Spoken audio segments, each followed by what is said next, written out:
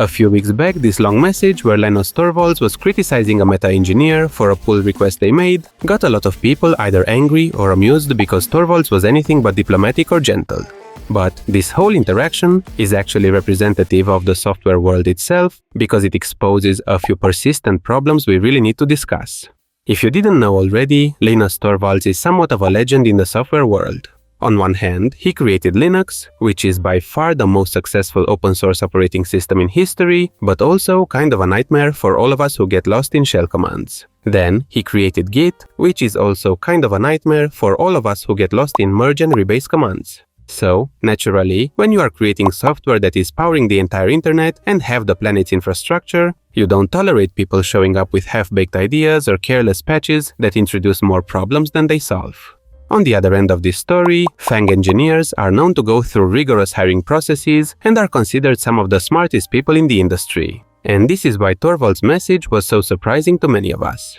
When you read it, it reminds you about your first month at your job, when every senior dev in the room could spot your incompetence and they didn't hesitate to point out every little thing you are bad at. If a FANG developer can mess up so badly, clearly there is no chance for the rest of us mortals. Some people complained about the so-called toxicity of the message, and to some extent they are right. Torvalds' style has a long history of being abrasive.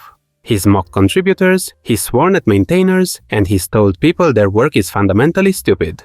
He is the author of feedback such as, "Your code is garbage and it makes the world actively a worse place to live in."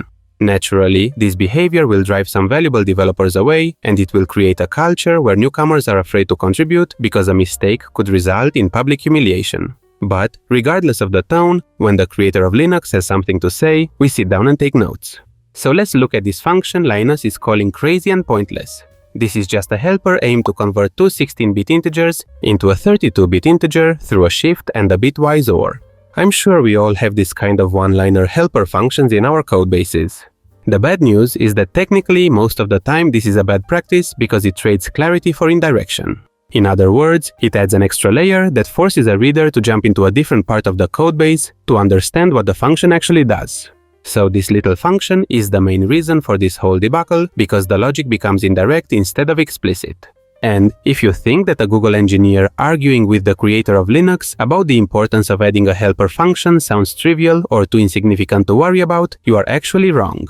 Linus Torvalds is one of the best programmers of this generation, so surely he has no issues reading or understanding any type of code. But one thing he knows for certain is that the main quality of good code is clarity. Code that is easy to read and understand, regardless of your experience, must be a prerequisite because the human working memory is small. Every jump into another file or helper forces a context switch and burns attention. When the helpers do nothing substantial, the reader is pushed through extra hoops for no payoff. So, a single direct function is cognitively cheaper than one fractured into several pointless subroutines. Of course, this works the other way around, and a 200 lines function is going to be problematic as well.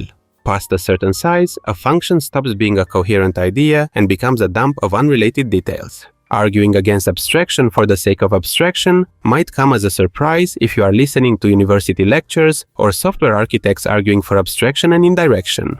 But David Wheeler puts it best. All problems in computer science can be solved by another level of indirection, except for the problem of too many levels of indirection.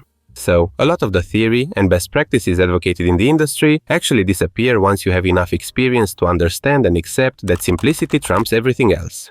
Sometimes, duplication will reduce cognitive load because code is more self-contained, and other times you stop thinking of future use cases because you know that premature optimization rarely pays off.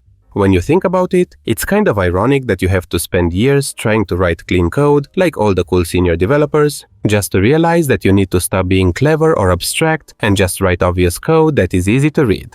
The industry treats elegance as if it comes from patterns and indirection, but, in practice, most elegance comes from refusing to hide ideas behind layers. And, trust me, this is actually more difficult to achieve than it sounds. But on top of the technical lessons here, what I find really interesting at a personal level is the stark difference between old school programmers and the newer generations. And note that I'm saying this as a new generation guy who still struggles to work with Linux and Git. Linus comes from a time when excellence and extreme effort were the norm in software development. Back then, the computers were scarce, documentation was minimal, and you had to learn everything from how transistors work to how memory addressing actually behaved on bare metal before writing a single meaningful line of code. There was no glamour in software development, no cozy jobs, and no free lunches at work. People got into it out of passion or as a hobby, and the barrier to entry filtered out the tourists. Nobody was there for perks or startup culture, and this is the main takeaway. Software development is changing, job openings are scarce, and for the first time in the past 20 years, developers are forced to prove their actual worth.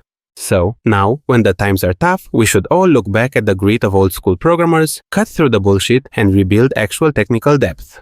If you like this video, you should check out some of these ones next. Please don't forget to click on all the buttons YouTube is throwing at you, and until next time, thank you for watching.